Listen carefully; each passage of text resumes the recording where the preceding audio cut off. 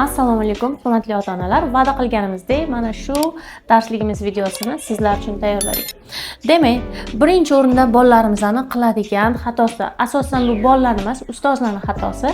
Demak, harflarni tovushi bilan emas, ya'ni sound deydi, tovushi bilan emas, nomi bilan, demak, the letter harfi nomi bilan o'rgatish eng katta xato hisoblanadi kichkina yoshdagi bolalarimiz uchun. Bu qanaqa? Demak, A, B, C, D, E, F, G, H, I, J, K, L, M, N, O, P. Xo'p, nima uchun bu xato hisoblanadi? Chunki biz harflarni nomini o'rgatganimizda bolalar o'qishni o'rgana olmaydi.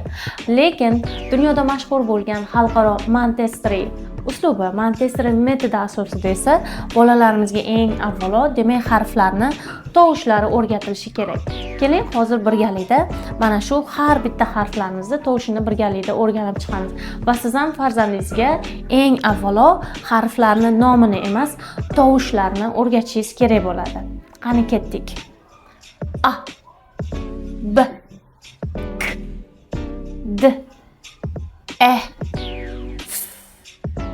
G, I, J, K, O, M, N, O, P, Q, R, S, T, A, V, W, X, Y, Z. Xo'sh, nima uchun bunday o'rganganimiz foydali? Keling, o'zimizni ona tilimizni olaylik. Demak, farzandlarimizga alifbo o'rganayotganda o'zimiz qanaqa o'rgatardik? Esinglardami? Demak, O, N, A, ona, A, N, A, ana kabi 3 ta harfli, 2 ta harfli oson so'zlardan o'rgatishni boshlaymiz, to'g'rimi? Demak, ingliz tilida ham xuddi shunaqa, demak, CVC words so'zlari bor. CVC. Demak, bu degani consonant, vowel, consonant. Ya'ni undosh, unli va yana undosh. Masalan, demak, keling bitta so'z hosil qilib ko'ramiz. CVC words. Like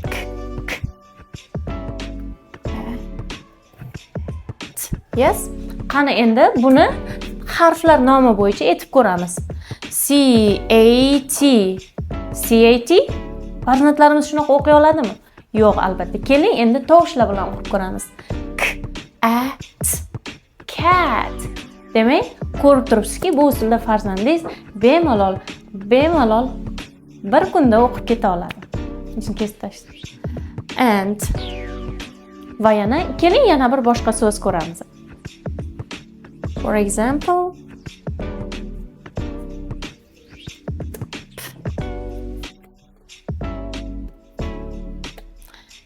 keling, avvalo ularni yana o'sha noto'g'ri uslubda o'qib ko'ramiz. P-E-N. P-E-N yo'q. Demak, to'g'ri usul esa birinchi tovushlarni aytamiz. Qarabsizki, so'zimiz o'zi tayyor. P-A-N. Pen. Juda ham oddiy va oson usuli. Bu usulda farzandingizga bir kundayoq o'qishni o'rgatib qo'yishingiz mumkin. Albatta, eng oson bo'lgan CVC wordslardan boshlaymiz. Bunday CVC wordslarni 100 tasini Telegram kanalimdan topishingiz va bemalol farzandingiz bilan birga o'qib mashq qilishingiz mumkin. Xo'p, tovushlarni o'rganib oldik. Endi qilishimiz kerak bo'lgan ishlar esa, demak, CVC hamda CVC e-wordslarni o'rganamiz. Demak, birinchi bo'lib biz 3 ta harfli so'zlarni o'rganib olamiz. Ana undan keyin ularni tugatib bo'lganimizdan so'ng esa, demak, CVC e-words 4 ta harfli so'zlarga o'tamiz. Demak, CVC wordslarda, demak, harflarimiz, mana shu unli harflarimiz xuddi tovushida o'rganganimiz kabi talaffuz qilinadi. Masalan, bu yoqda a, k, a, n, can bo'lsa, demak, bu tarafda endi butunlay o'zgarib ketadi. Bu tarafda esa, demak, CVC e-wordslarda bular xuddi alfabetdagidek talaffuz qilinadi. Keling endi ko'rib chiqamiz. Bular tovushida qanaqa o'qiladi, alfabetda qanaqa o'qiladi. Biz uni alfabet bo'yicha prosta nomini, ismini aytadigan bo'lsak, A, E, I, O, U harflari bular. Lekin bularni biz tovushi bo'yicha qanaqa o'rgandik? A, E, I, O, A, A, E, I. A. Bularni esa A, E, I, O, U.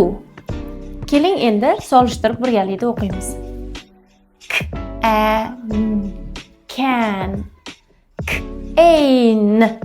Cane. Mana bu CVCE words nima uchun kichkina qilib yozilgan bu? So'zni oxirida tursa-da, lekin bu o'qilmaydi. Shuning uchun biz uni magic E, ya'ni sehrli E deb ataymiz. Demak, sehrli E harfi so'zni oxirida tursa ham, lekin o'qilmaydi. Demak, yana bir marta ko'ramiz. Can, cane. Mana bu sehrli E, magic E o'qilmayapti.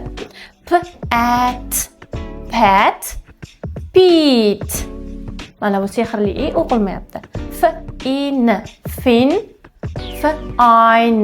fine. Magic E o'qilmaydi. Hop. Hope. Magic E o'qilmayapti. Cut. Cute. Magic E o'qilmayapti. Yana bir marta. Can, cane. Pat, Pete, Fin, fine, hop, hope, cut, cute. Demak, o'rganib oldingizmi? Demak, boya aytganimdek, bu kabi so'zlarni Telegram kanalimdan topishingiz mumkin va aynan mana shunday so'zlardan tashkil topgan tekstlarni ham siz uchun Telegram guruhimga tashlab qo'yaman.